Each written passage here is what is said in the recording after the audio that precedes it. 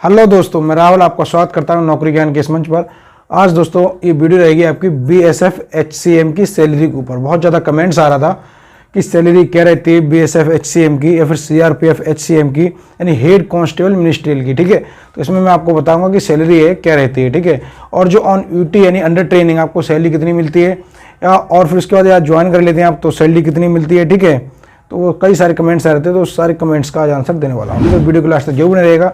Video पर अगर पहली बार हैं तो चैनल की सब्सक्राइब कर लीजिएगा, जिससे आने वाली नोटिफिकेशंस आप सभी के लिए समय पर मिलती रहे। ठीक है, और मेरा एक व्हाट्सअप ग्रुप भी बना दिया है मैंने, तो उसका भी लिंक मैंने डिस्क्रिप्शन बॉक्स में दे दिया है, तो उसको भी आप लोग ज्वाइन कर लीजिएगा। और अन्य सारी जो भी भर्तियाँ निकलती रहती हैं छोटी मोटी, तो उनकी मैं वीडियो तो नहीं डाल पाता, तो उसकी टोटल जानकारी मैं अपने PDF के द्वारा दे सकता हूँ आप लोगों के लिए, और वो टोटल जानकारी आप लोगों के लिए टेलीग्राम चैनल पर मिल जाएगी। उसका भी लिंक मैंने डिस्क्रिप्शन बॉक्स में दे दिया है। ठीक है दोस्तों, तो टेलीग्राम भी हमारा ज्वाइन कर लीजिएगा। देखिएगा, बीएसएफ एचसीएम की सैलरी की बात करेंगे आज हम। लेवल 4 के अंतर्गत रहती है, और इसका जो ग्रेड पे रहता है, ग्रेड पे कितना रहता है, 2400 रुपया रहता है। कितना रहता है, 2400 रुपये रहता है। ठीक है, अब आप लोग समझ गए होंगे देखकर कि इसकी सैलरी कितनी रहती है। देखिएगा, बेसिक पे ने कितना मिलता है, 25,500 रुपये मिलता है बेसिक पे, यानी 25,500 इनका बेसिक पे रहेगा ही रहेगा, इतना तो मिलेगा ही। ठीक है, उसके बाद में डीए मिलता है, यानी कि ड्रेलेंस अलाउंस, जिसे हम बोलते हैं ड्रेलेंस अलाउंस, यानी महंगाई का भत्ता। ठीक है, इस समय महंगाई भत्ता कितना चल रहा है। ठीक है, तो देखिएगा महंगाई भत्ता है वो 34% है। कितना है वो, 34% है महंगाई भत्ता।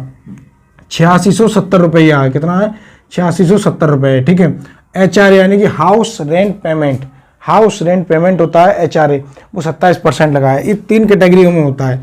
कैसे होता है, 3 कैटेगरी में, एक होता है X, एक होता है Y और एक होता है Z। ठीक है, X Y Z होता है। X पे मिलता है 9, इस पे मिलता है 18 और इस पे मिलता है 27%। 27% वहाँ दिया जाता है ये जो शहर अच्छे होते हैं, जैसे दिल्ली वगैरह में। ठीक है, या फिर बेंगलोर में। ठीक है, या फिर कर्नाटक के कुछ मतलब ऐसे बढ़िया शहरों में ये दिया जाता है, जो A1 फैसिलिटी इनमें होती है। ठीक है, 27%।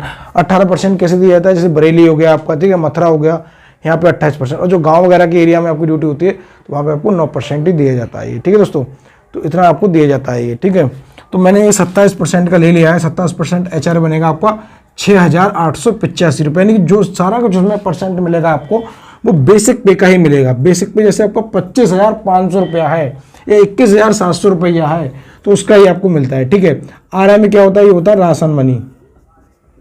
RI को हम बोलते हैं राशन मनी। ठीक है, राशन मनी कितनी मिलती है, 3660 रुपये मिलती है। ये आपको आर्मी में नहीं मिलती है राशन मनी, और सारी फोर्सों में राशन मनी मिलती है। ठीक है, तो 3660 रुपये राशन मनी मिलती है। TPT यानी कि ट्रैवलिंग अलाउंस, ये कितना मिलता है आपको, 2412 रुपये मिलता है। ठीक है, कितना मिलता है, 2412 रुपये। RA को बोलते हैं रिस्क अलाउंस। ठीक है, क्या कहते हैं, रिस्क अलाउंस कहते हैं। यानी कि जैसे भी आपकी ड्यूटी कौन से एरिया में, जैसे मान के चलिए आपकी ड्यूटी कश्मीर में है, तो कश्मीर का जो रिस्क अलाउंस रहता है 17,000 रुपये रहता है। और ये कितने से कितना मिलता है, 6,000 रुपये से 22,000 रुपये के बीच ही मिलता है। यानी कि मिनिमम 6,000 रुपये और अधिकतम आपका 22,000 रुपये रहेगा। ठीक है, रिस्क अलाउंस। ठीक है, जैसे आपकी लद्दाख में है, ठीक है, या फिर नागालैंड में ड्यूटी है, तो आपको 20-22,000 रुपये लगभग मिल जाता है। ठीक है, तो मैंने 22,000 रुपये लिया है यहाँ पे। ठीक है, वो तो आपकी सैलरी के ऊपर है या आपकी ड्यूटी के ऊपर है, ऐसे आपकी ड्यूटी कहाँ पर पड़ती है। ठीक है, उसके बाद मिलता है इसमें आपके लिए सॉप और कटिंग, यानी सॉप मतलब होता है साबुन। ठीक है, जो साबुन खर्चा होता है कटिंग वगैरह नहाने धोने के लिए, उसके लिए 90 रुपये देती है सरकार। साफ सफाई, ठीक है, जहाँ पे आप रहते हैं उसके लिए 40 रुपये देती है, और दारू के लिए 68 रुपये देती है। यानी कि दारू का भी पैसा मिलता है। कितना मिलता है, 68 रुपये मिलता है। ठीक है, कुल मिलाकर अपना पेमेंट बनता है 69,325 रुपया।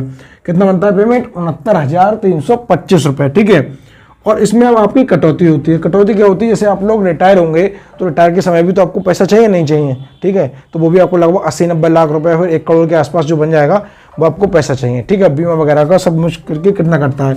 NPS का मतलब होता है न्यू पेंशन स्कीम। ठीक है, एक होती है OPS यानी कि ओल्ड पेंशन स्कीम। तो OPS तो बंद करती है, 2004 से बंद हो गई है। हो सकता है कि अब दोबारा से वो पेंशन स्कीम लागू हो जाए, लेकिन अभी तो NPS ही चल रही है। तो NPS आपकी न्यू पेंशन स्कीम के तहत 10% सरकार आपका पैसा काटती है बेसिक पे का। ठीक है, और 10-12% सरकार भी देती है। तो 2550 रुपये आपके 10% का इसका बन जाएगा, यानी कट जाएंगे। 400 रुपये आपके बीमा के कटते हैं। किसके करते हैं, बीमा के करते हैं। यानी 2950 रुपये आपका कट जाता है 69,325 में से, और कितना बचेगा आपका, 66,375 रुपये।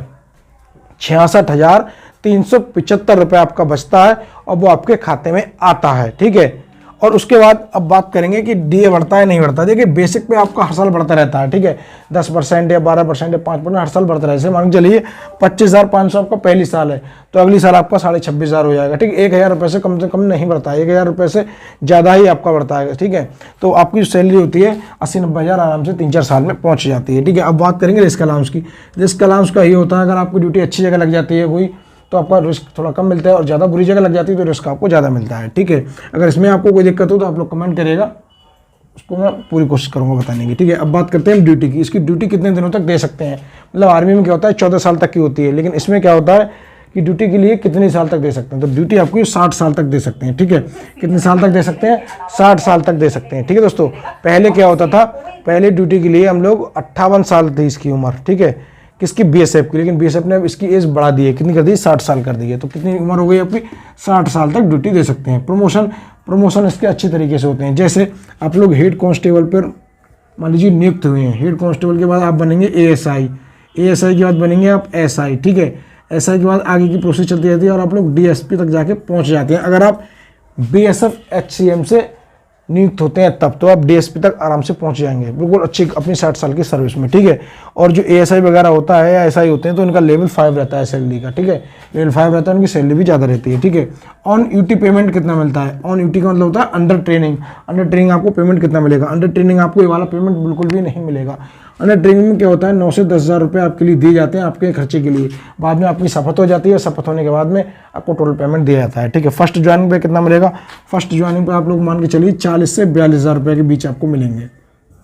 कितना मिलेगा, 40 से 42,000 के बीच में मिलेंगे। इतना नहीं मिलता है क्योंकि आपको जो रिस्क अलाउंस होता है वो भी घट जाता है, ठीक है, और भी सारी कुछ चीज़ें इसमें घट जाती हैं, तो इसलिए आपका जो पेमेंट बनता है 40 से 42,000 के आसपास बनता है, ठीक है। कैंटीन फैसिलिटीज़ मिलती है, सेम आर्मी की तरह मिलती है, बस थोड़ा सा फ़र्क होता है कि आर्मी वालों के लिए टैक्स देना नहीं पड़ता और इसमें आपके लिए टैक्स देना पड़ता है, ठीक है दोस्तों, इतना बस अंतर होता है, ठीक है। और इनकी कैंटीन अलग होती है, ठीक है। एक मेरे पास कमेंट ये भी आ रहा था कि आर्मी वाले इसमें सामान ले सकते हैं क्या, या ये लोग आर्मी वाले में जा सकते हैं, ऐसा कुछ नहीं है। इनकी कैंटीन अलग होती है, ये सीएपीएफ की कैंटीन होती है, ठीक है, आर्मी वाली कैंटीन अलग होती है, ठीक है दोस्तों। एमएच फैसिलिटीज़, एमएच का मतलब होता है मिलिट्री हॉस्पिटल की फैसिलिटीज़ इनके लिए मिलती है, लेकिन इनका जो मिलिट्री हॉस्पिटल होता है वो दोस्तों आप लोग प्राइवेट में कहीं जाके इलाज करवा सकते हैं, या फिर इनका हॉस्पिटल होता है उसमें जाकर के इलाज करवा सकते हैं। उसका पूरा प्रोफार्मा बनता है, डॉक्टर द्वारा बिल बनाया जाता है, और बिल आपके लिए अपनी फौज में जमा करना पड़ेगा और वहाँ से आपके लिए पेमेंट वगैरह सारा कुछ हो जाता है, डिडक्शन, ठीक है, ऐसा। और एमएच में क्या होता है, आर्मी में आप लोग जानते हैं कि एमएच में आपको जाना पड़ेगा और सारा कुछ प्रोसेस वहाँ से होता है, ठीक है। और आपके और भी कोई डाउट बचे हुए हैं तो जरूर कमेंट कीजिएगा, ठीक है। इसमें एक चीज़ और बताता हूँ आपके लिए, एक कमेंट और था मेरे पास में कि बच्चों के लिए इसमें क्या मिलता है, बच्चों के लिए इसमें क्या मिलता है, ठीक है दोस्तों। तो जो बच्चे होते हैं, अगर मान लीजिए आपके 2 बच्चे हैं तो उनके लिए फैसिलिटीज़ मिलेगी आपके लिए पढ़ाने की, ठीक है, पढ़ा सकते हैं आप उनके लिए इंटर तक, ठीक है। उसके बाद की फैसिलिटीज़ उसमें शायद नहीं दी जाती है, और जो फैसिलिटी उसमें दी जाती है बच्चों की वो बहुत अच्छी फैसिलिटी दी जाती है। जैसे आप लोग उनके लिए हॉस्टल में पढ़ाना चाहते हैं, या फिर अपने आसपास के बोर्डिंग स्कूल में पढ़ाना चाहते हैं, या फिर कोई अन्य स्कूल में पढ़ाना चाहते हैं, तो उसका भी सारा खर्चा दिया जाता है, ठीक है। अगर आप लोग कमेंट करते हैं इसका कि फैसिलिटीज़ के ऊपर एक वीडियो लेकर के आइएगा, ठीक है, कितना पैसा मिलता है इनके लिए, और क्या नाम है, इनकी ड्यूटी पे अपने परिवार के लिए साथ में रख सकते हैं या नहीं रख सकते हैं, तो सारा कुछ समय मैं आपको बता दूंगा। फिलहाल अभी की वीडियो बहुत ज़्यादा लंबी हो जाएगी, ठीक है। तो मैंने आपको आज की जो वीडियो में बताई, मैंने सैलरी बताई आप लोगों के लिए कि सैलरी की क्या रहती है और कितनी रहती है। आप लोग किसी भी विभाग में हो, चाहे सीआरपीएफ में हो, चाहे सीआईएसएफ में हो, चाहे बीएसएफ में हो, सैलरी लगभग आपकी इतनी ही बनेगी जाकर के, ठीक है दोस्तों। तो इस चीज़ का ध्यान रखिएगा। आपके सारे कमेंट्स दूर हो गए होंगे इस सैलरी को लेकर के, ठीक है। अगर आपको और भी कोई दिक्कत हो तो प्लीज़ कमेंट जरूर करिएगा। मिलते हैं इसी तरह की नेक्स्ट वीडियो में, ठीक है। जाने से पहले चैनल के लिए सब्सक्राइब जरूर कर लीजिएगा।